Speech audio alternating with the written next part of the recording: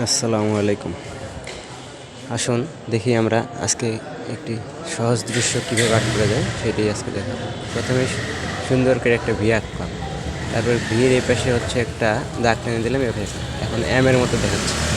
তারপরে আমি সুন্দর ছাদের মধ্যে একটা শেপ করে দিলাম, তারপরে টিনের একটা শেপ দিয়ে দিলাম। দেখুন কত সুন্দর করে আঁকতেছে। তারপরে এইটা হচ্ছে আমরা এখানে লাগাই দেবো ভির মাথায়। তারপরে এখান থেকে হচ্ছে চালের যে বাড়তি অংশটা দেখা যাচ্ছে সেটা লাগাইলাম। এই চালের একটা বাড়তি অংশ আমরা আঁকলাম। দেখুন এখন হচ্ছে এই দুইটি ঘরের হচ্ছে প্রথম একটা বেড়া, তারপর আর একটা বেড়া দিলাম, তারপর নিচের অংশটা লাগাই দিলাম আস্তে করে, তারপরে এই পাশে অংশটা লাগাই দিলাম।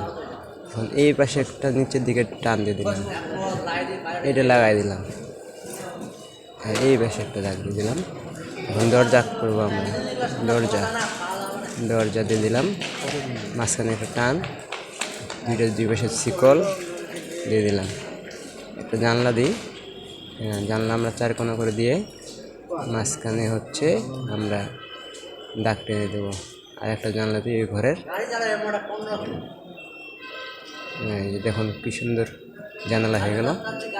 এখন আমরা গাছ আর্ট করবো। গাছ আসলে কীভাবে আর্ট করতে হয়, একটা ভিড় মতো দেবো মাঝখানে, তারপরে এইটার মাঝখানে আবার একটা ভিড় মতো, এই পাশে একটা দাগ দিয়ে দিলাম ছোট্ট, এই পাশে একটা ছোট্ট দাগ, মাঝখানে আবার ভিড় মতো, এই পাশে একটা হচ্ছে ছোট্ট দাগ। এই যে ডালে শেপ হয়ে গেল। এখন আমরা দাগ দিয়ে দিলাম, বাস এই পাশে একটা, উপরে দাগটা আমরা দিয়ে দেবো। বাস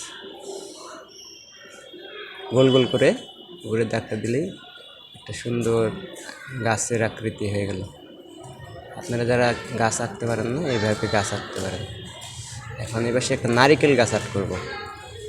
দেখেন সুন্দর করে একটা দাগ দিয়ে দিলাম, তারপরে নিচের দিকে একটু আর একটু, এবার একটু গাছের গোড়ায় কিছু ঘাস এঁকে দিলাম। দেওয়ার পরে এখন আমরা নারিকেল গাছের কিছু পাতা আর্ট করবো।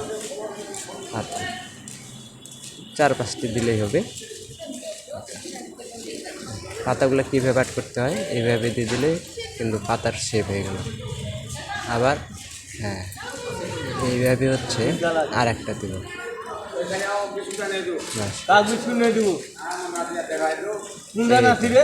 গাছটা হচ্ছে সৌন্দর্য বাড়ানোর জন্য আমরা মাঝে মাঝে এইভাবে দাগ দিতে পারি। আচ্ছা,